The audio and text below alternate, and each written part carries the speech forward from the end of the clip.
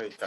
Muy Porque bien. me ha dicho la gallega que esta reunión está siendo grabada.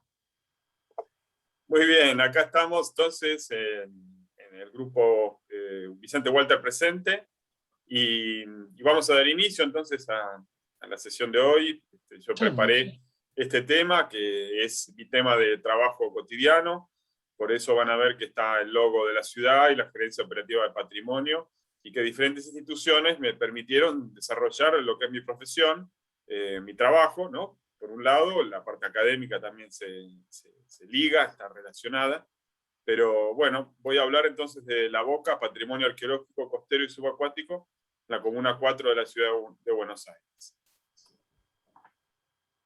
A ver, tiene que pasar ahora.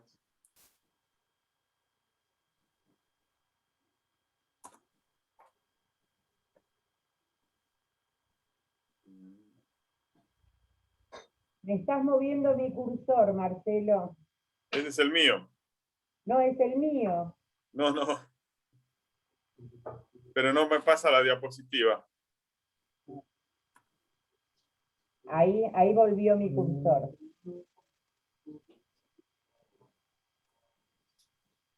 Y achicalo, Marce. Sí, como eso lo hice. habías... A ver, tarda. Bueno, esperemos. Bueno, de fondo podemos ver dos relieves hechos por Vicente Walter de la calle Necochea, en la zona de las cantinas, y también una foto del pecio de Sin City de Dique 1 de Puerto Madero. El pecio son los restos de un barco naufragado. Pero, ahí va. Bueno, ahora se despertó. Ahí está. Bueno, entonces tiene que ver con investigaciones del patrimonio portuario. Y en esto es donde compartimos los mismos temas, porque estamos en el barrio de La Boca, que es bueno, una comuna portuaria, una comunidad portuaria por su historia, por su origen, y desde los años 90 yo trabajé entonces con la creación de la Comisión Pro Rescate Arqueológico de La Boca, la Red de Estudios Portuarios, el Museo Arqueológico de La Boca, y también ahora participando en el núcleo de ciudades portuarias regionales, que también trabajamos con temas portuarios. Por eso hoy vamos a ver temas de contenidos y de proyectos, que tienen que ver con el patrimonio arqueológico de la ciudad, y especialmente Barraca Peña, y están en el marco de estas otras actividades que estamos planificando, como el Día Mundial de la Madera, que es el 21 de marzo, o sea, ya estamos preparando para el año que viene, dentro del marco también de la década de los océanos, y una red de patrimonio de los océanos, es decir, patrimonio cultural, y por supuesto todo lo que tiene que ver con patrimonio cultural subacuático de la UNESCO. Ahora bien, Buenos Aires tiene más de 200 sitios arqueológicos investigados, excavados, 80 sitios paleontológicos, y desde 1930 se viene investigando estas cuestiones, ¿no? Fíjense que en el centro y en la zona sur hay mucho, en Flores también, y en la zona norte también, ¿no? Pero lo importante entender es que todo patrimonio arqueológico es patrimonio público, es decir, que es dominio del Estado, y en este caso es dominio de la ciudad de Buenos Aires, entender y regular todo lo que tiene que ver con su manejo. Y de ahí que haya un registro, es decir, las piezas que se encuentran en excavaciones no son privadas, sino que son públicas. Por eso es tan importante entender que el patrimonio arqueológico es público y que, bueno, hay que trabajar con el Estado, no cabe otra. También hay una ley de ratificación de la Convención de la UNESCO del Patrimonio Cultural Subacuático, y el Código Urbanístico, que también trata sobre estos temas, especialmente en la última reforma, y en la Ley Marco de Patrimonio Cultural, la 1227, que entiendo que la declaratoria de los murales de Vicente Walter está tramitando por esa ley, que es la ley que cataloga todo tipo de patrimonios, ¿no? Y también trabajamos con sanciones que están por régimen de faltas y penalidades de la Ley de Patrimonio Cultural. Por ejemplo, para ahora en la reforma del Código Urbanístico desarrollamos áreas o zonas de riesgo arqueológico. Entonces tenemos que tanto la zona central, la PH1 o la zona fundacional de 1580, Plaza de Mayo, San Telmo, Montserrat, La Boca y algo de Barracas, son zonas de alto riesgo de destrucción patrimonial cuando se hacen excavaciones para construir edificios. Entonces, desde la Oficina de Patrimonio Arqueológico, nosotros monitoreamos esas cuestiones. Pero van a ver también que le salió un chichón acá a la zona de Buenos Aires, y también hay como una especie de pelota de rugby en el agua, es decir, que estamos ya también zonificando desde el código urbanístico, es decir, de los usos del suelo, lo que se puede encontrar, y por lo tanto, zonas de riesgo o de potencial hallazgo arqueológico, ¿no? Esto es muy nuevo y todavía tiene muy poca difusión. Pero bueno, vamos a la boca. Por eso empezamos con el escudo de la República Independiente y entender un poco de la historia del barrio en el sentido de cómo fue su desarrollo demográfico y entender que hacia 1970 La Boca tiene la mayor cantidad de habitantes. Es cuando el puerto funcionaba y, bueno, 77.000 personas es un máximo de población que tuvo el barrio, y que de ahí descendió casi 30.000 personas hasta 1980, y hoy en día, bueno, los dos últimos censos no los tengo presentes, o sea, si bien tiene que haber habido uno el año pasado, pero es importante entender que hubo mucha presencia poblacional y después bajó. Pero también La Boca no es solo Argentina, en el sentido como entendemos hoy, o de países limítrofes, de inmigrantes, de habitantes de diferentes lugares, sino que también antes fue una Boca de parte de propiedad inglesa, una Boca fue vasca, otra catalana, y todo esto lo podemos ver por los diferentes censos que hubo en la ciudad, el censo de 1855, 1869, 1895, y que se establecieron en determinadas zonas, ¿no? La zona vasco-francesa tiene que ver más con la zona de las barracas, y la zona inglesa más hacia lo que sería San Telmo o Necochea y esa zona, ¿no? Es decir, que tenemos zonas que hemos investigado desde el punto de vista arqueológico y he hecho muchísimas observaciones en excavaciones y excavaciones nosotros mismos, ¿no? Y así, por ejemplo, podemos ver que hay muchos estratos, es decir, diferentes capas de sedimentos, de suelos que se pusieron uno arriba del otro, como pasa en las ciudades antiguas, ¿no? Que las ciudades antiguas crecen sobre sí mismas y van entonces dejando enterrado lo más antiguo abajo, ¿no? Esto mismo también es interesantísimo porque lo podemos registrar también para la ubicación de la antigua desembocadura del riachuelo, llamado Riachuelo de los Navíos, que justamente se encuentra en lo que es la zona de la calle Necochea, es decir, en la zona más cerca del Río de la Plata, ¿no? Y hay diferentes hipótesis que decían que, bueno, desde la Vuelta de Rocha salía el brazo que iba hacia el norte, o bien debajo de la Plaza Solís, ahí corre el Riachuelo de los Navíos, o corría en su momento. Acá hay un lindo dibujo de Carlos Moreno, que él retrata esa desembocadura antigua del riachuelo hacia el norte, paralela a la costa, y que formaba un canal por donde ingresaron los barcos coloniales, principalmente, ¿no? De entre 1580 y fines del siglo XVIII, cuando ya se cierra esa boca antigua.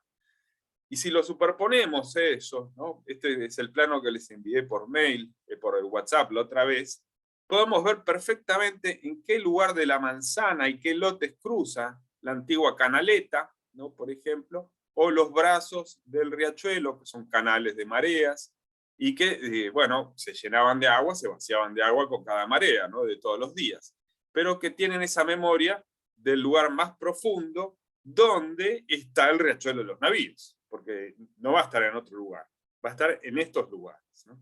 Así que eso nosotros en algunas excavaciones lo hemos registrado y queda como un gran desafío buscar dónde se encuentra. Pero fíjense también acá cómo la avenida Brown seguía derecho, no doblaba en donde está Pérez Galdós, sino seguía derecho hacia la casa del Inglés, la casa de Bricktime, la quinta Waterloo, que también la podemos ubicar perfectamente en la manzana ahí cerquita de Catalina Sur, ¿no? Ahí está la quinta de Brown, Waterloo.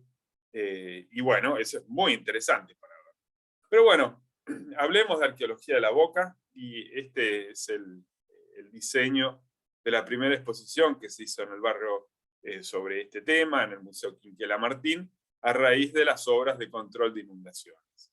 pero es sabido que el mismo canal del riachuelo, es decir, el riachuelo canalizado, sigue siendo un cementerio de barcos, porque lo vamos viendo también, no solamente en fotografías históricas, sino también a lo largo de los años de trabajo en la ribera.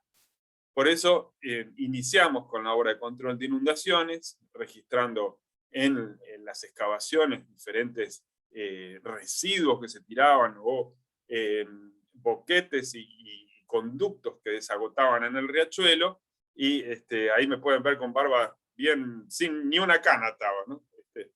¿Quién es ese señor tan lindo que estaba ahí?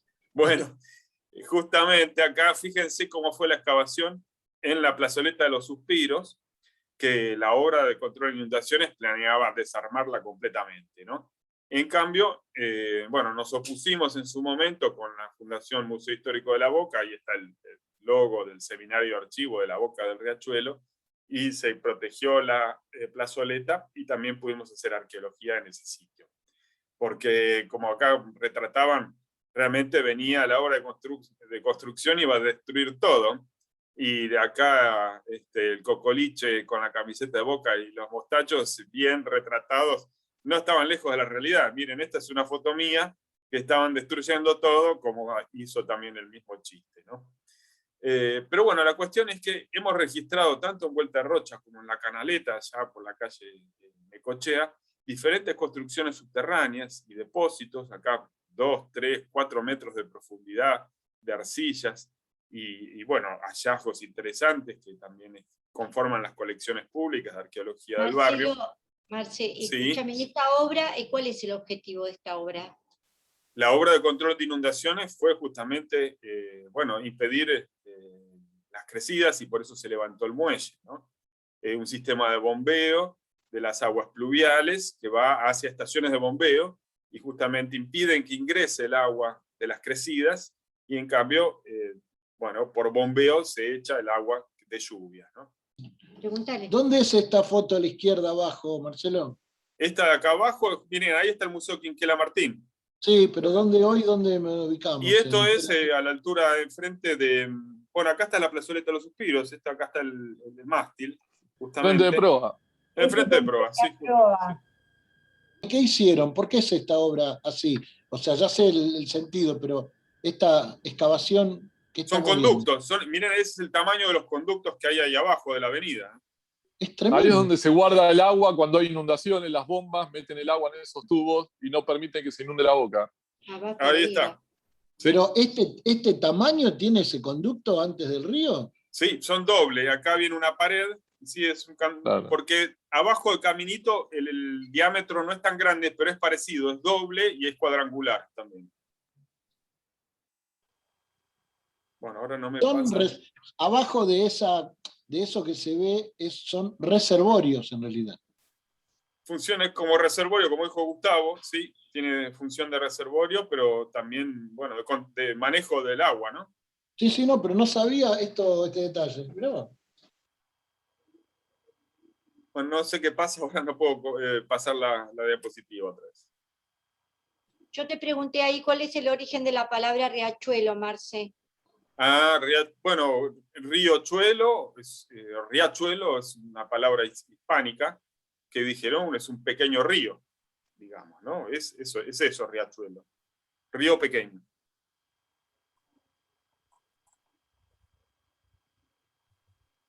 Ahí va.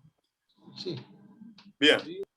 Entonces, en todas estas excavaciones hemos recuperado diferentes objetos que han sido clasificados y conforman colecciones, como por ejemplo, bueno, vasos de pulpería o botellones, restos cerámicos, pipas, y también intervenimos en diferentes obras públicas, como esa que habíamos recién, el caso del Recup Boca, que fue un polémico programa del Instituto de la Vivienda, en ese momento se llamaba diferente, pero que tenía que ver con una idea de desarrollo social y urbano del barrio, por medio del cual se compraron 21 viviendas y se plantearon su reciclado, y bueno, nosotros pudimos intervenir en 3 de ellas. Suárez 501, Bransen 626 y Palos 460. Así que trabajábamos durante la remodelación, es decir, el desarme de las casillas de madera, y recuperando elementos y las historias de cada una de las casas. Luego, en otra instancia, y a través de los años, casi durante 16 años, mantuvimos la alerta sobre la refacción de la Fundación Andreani, que se terminó hace un año, creo, menos de un año, y se inauguró con una obra de Cloindo Testa, pero aquí encontramos los restos de un astillero, por ejemplo, ¿no? Muy interesante porque todavía la colección fue inventariada, pero no fue estudiada ni publicada. O bien otro lugar, Rocha 901, que era una propiedad de la familia Peri, que está ahí en Rocha y La Vía. Es una de las pocas casas de ladrillos del barrio, de 1870. Otra casa, la de Daniel Serri, al 1100, es Alfredo Srur, donde hoy funciona el Centro de Investigación de la Fotografía Histórica Argentina. Acá lo vemos a Alfredo, muy orgulloso junto a los hallazgos que se realizaron en su patio, ¿no? Pero bueno, así llegamos al Almacén El Triunfo, Barraca Peña, básicamente, ¿no? Este lugar también fue investigado. Acá, por ejemplo, pueden ver que hay como una base circular y un piso abajo.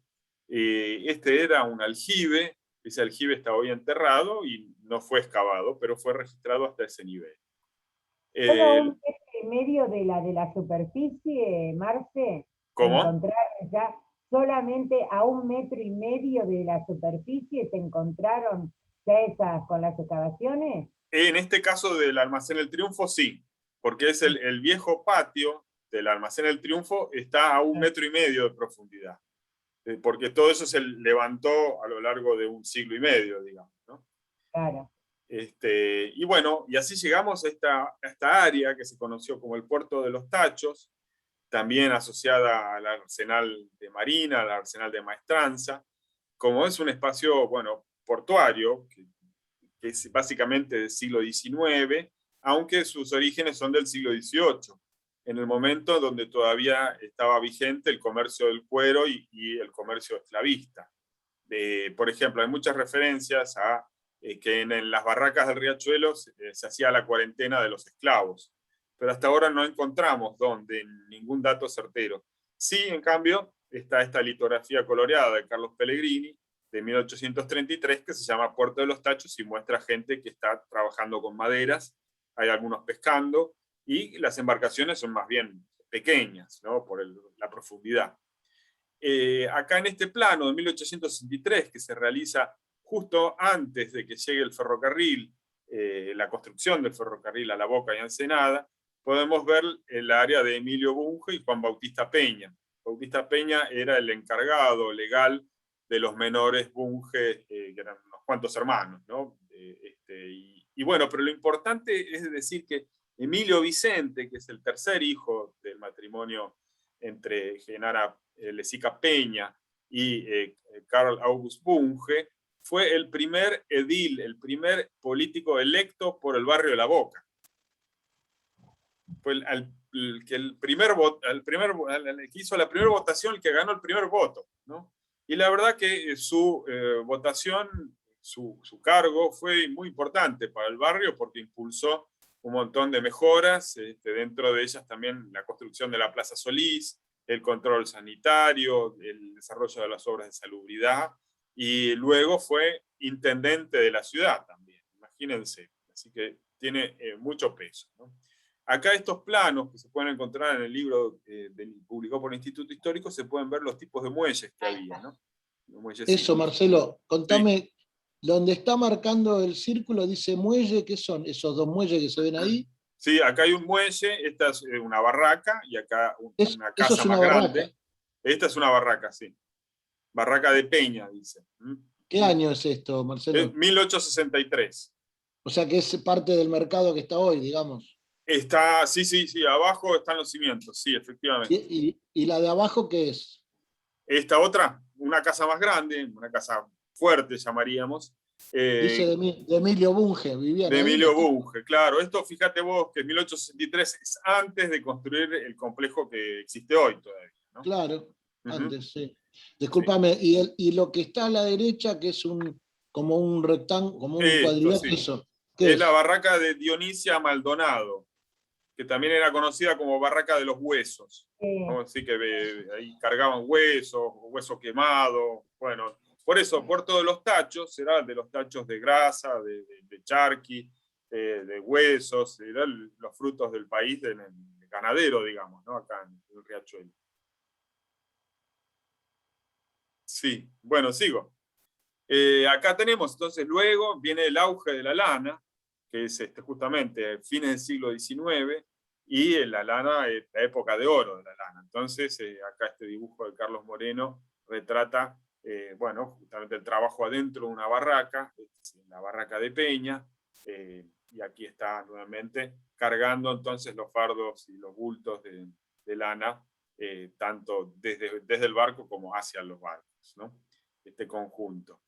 Lo interesante es que este lugar, bueno, se retrata y es uno de los paisajes más pintorescos, más retratados también en el Riachuelo, y luego formó parte del proyecto de la unidad ejecutora de proyectos de turismo para el barrio de La Boca durante el gobierno de Tellerman, y ahí se hizo un primer proyecto, y a su vez se tomó y se expropió, digámoslo así, esta propiedad a La Hormigonera, ¿no? Entonces se elaboró todo un proyecto de museo y de circuito ligado tanto desde el agua como también desde...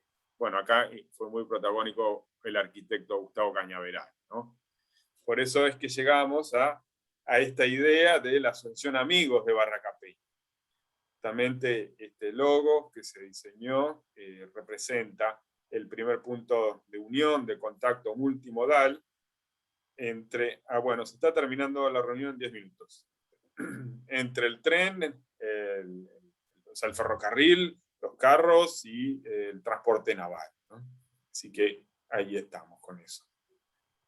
Creo que otra vez se trabó. Bueno, vamos. Y como ven, entonces, cada área, cada lugar del paisaje tiene un montón de historias, ¿no? Y no solamente historia antigua, sino también historia reciente, historia de nosotros mismos trabajando con estos tipos de patrimonios, ¿no? Patrimonio portuario, patrimonio cultural portuario, podríamos llamarlo, el arqueológico, pero también está la historia oral, está, bueno, la historia artística. Hay muchas visiones sobre esto. A veces se traba.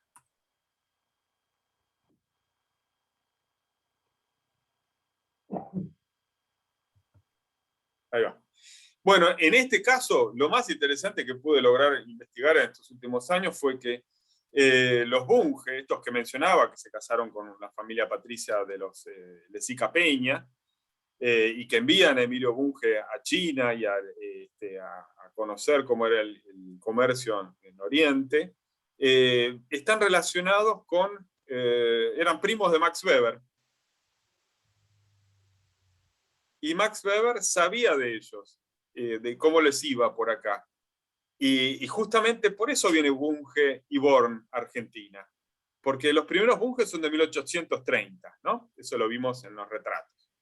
Pero luego, en 1880, ahí viene Bunge y crean ya una empresa cerealera. Esos son de otra rama, pero está ligado justamente a la historia de la barraca, porque si no, la empresa Hugo Bunge y compañía, Hugo Bunge y Bornefeld, que era el padre de Emilio, el constructor de la barraca, eran sus parientes de Holanda, de Bélgica y de Alemania. Y eso es lo interesante, ver cómo el origen entonces de esta multinacional de los alimentos, que realmente se le da de comer a todo el mundo, tiene su relación con la barraca. Por eso estas familias que hoy se retratan en este mapa del circuito cultural de Acumar, la Barraca Peña, acá la muestran, tienen que ver con esa globalización del reinado borbónico de fines del siglo XVIII y luego con la expansión de la modernidad industrial del siglo XIX, desde 1827, cuando se crea este Bunge en Europa. Pero bueno, yo también les quería contar de estos restos del barco, que de Puerto Madero, donde pueden ver este patrimonio naval, patrimonio cultural subacuático. Acá vemos la parte de la popa, es decir, la parte donde va el timón del barco, la parte de atrás. durante la excavación, ¿no? En 2008 realicé el descubrimiento en plena obra de construcción de un complejo edilicio, y en abril del 2010 se realizó el entierro, es decir, el transporte y el reentierro de la nave a los fines de conservarla de la manera más económica posible. Acá podemos ver entonces la nave, los restos del barco volando por el aire de la barraca de Peña y siendo depositados justamente en una fosa que se armó profeso para meterlo en el agua nuevamente a la madera, cuya conservación sufre los problemas del secado, ¿no? Lo interesante es que Barraca Peña conforma un conjunto urbanístico que está protegido, que es testimonial de la arquitectura productiva y comercial del siglo XIX, enclavado a orillas del riachuelo, y es justamente el área de protección histórica número 54 de la ciudad. Es la última, la más nueva área de protección histórica de la ciudad. La situación es un poco esta: vivimos rodeados por una hormigonera, los restos de la estación de ferrocarril de 1863, el riachuelo y el puente ferroviario por este otro lado. Muy bien, dado que me cansé en un punto de trabajar con la ciudad, organizamos un museo arqueológico de la Boca en un determinado momento. Lo hicimos en el Museo Centro Cultural Marjan Grum, Museo Conventillo, y allí desarrollamos una serie de actividades, ¿no? Lo inauguramos en 2018, pero también formamos parte del Festival Independiente de Tango de la Boca. Hicimos estos recorridos o proyectos relacionados con arqueología del tango. Adentro del museo se mezclan principalmente piezas etnográficas e históricas. Como pueden ver, acá tenemos un dios de la isla de Pascua, un diente de cachalote y una esculturita Art Nouveau.